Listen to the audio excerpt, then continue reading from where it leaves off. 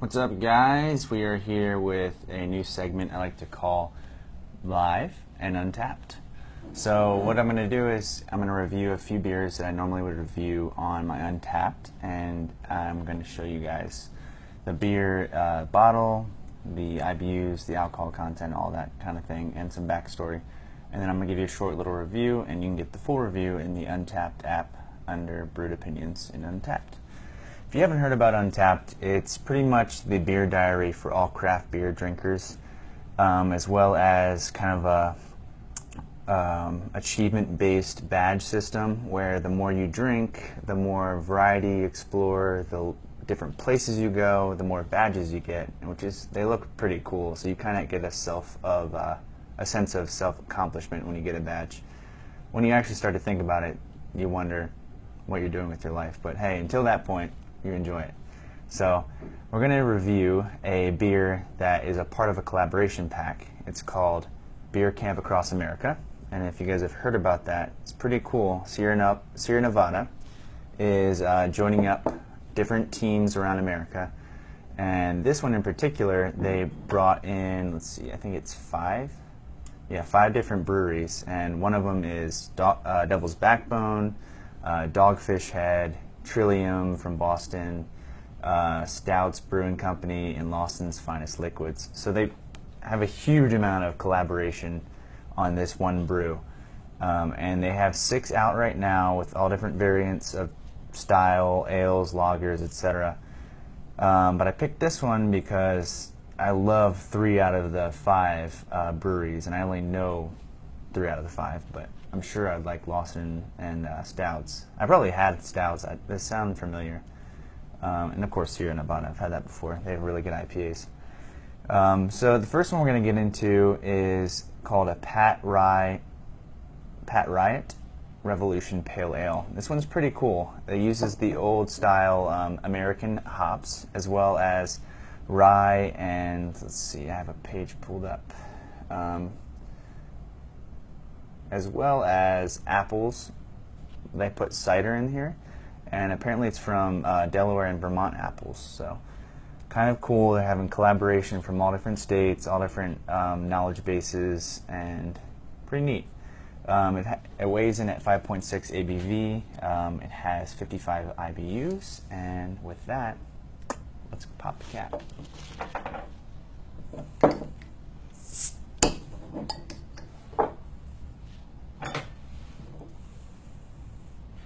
So it's listed as a cidery, hoppy pale ale. So a little skeptical, but kind of excited about it as well. Expecting it to be kind of light, tasty, things like that. Very light, very pale. This is a very pale ale, and that's fitting. Kind of looks like apple cider. Smells like hops. It's the most hoppy hop pale ale I've smelled in a while. Pretty good. Let's taste it.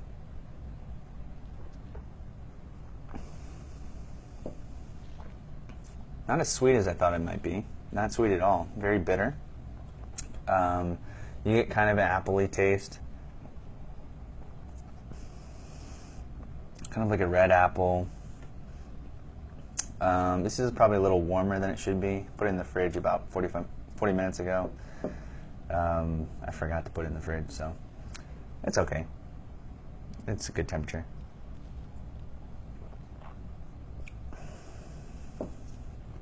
Yeah, at this temperature, which is probably around 45, 50 degrees, it's kind of bitter, on the bitter side, but I can taste some of the apples in the background. If you don't like bitterness, you're not going to like this at all. It tastes a lot more bitter than 55 IBUs. That's kind of curious why they put that or what I'm tasting, but it's very, very bitter. A lot of very strong bite, but it's good. It's balanced in that it's bitter, but it drinks like a Pilsner, so it's kind of carbonated and light, and I could drink it all the time, so pretty good. Second one we're going to look at is the O'Connor, is the brewery, and it's called Heavy Footer. It's a double Indian pale ale. and I believe it's dry hopped. Yeah, dry hopped not once but twice. Our double Indian Pale Ale exudes flavors and aromas of tropical fruit and citrus. So this is going to be probably more along the California style. It won silver medal in 2015 World Beer Championship. Not bad. And it is 9% ABV and with an 86 IBUs. So with that, let's try it out. I love hops, so anything that's dry hopped or even, you know, double hopped or double IPA dry hop, that's amazing. So let's try it out.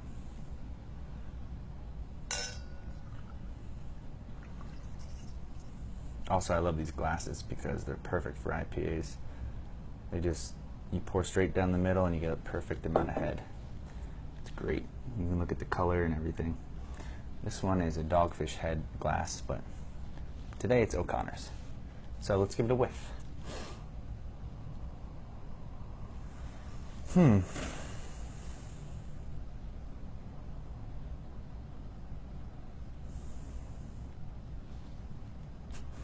What am I smelling?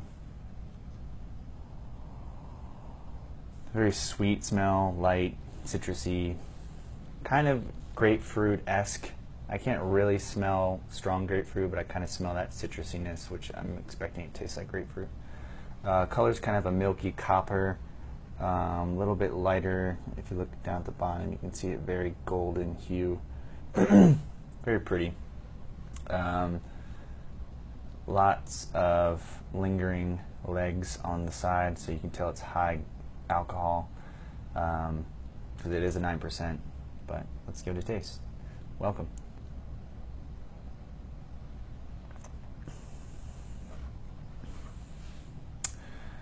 Very crisp, very bitter.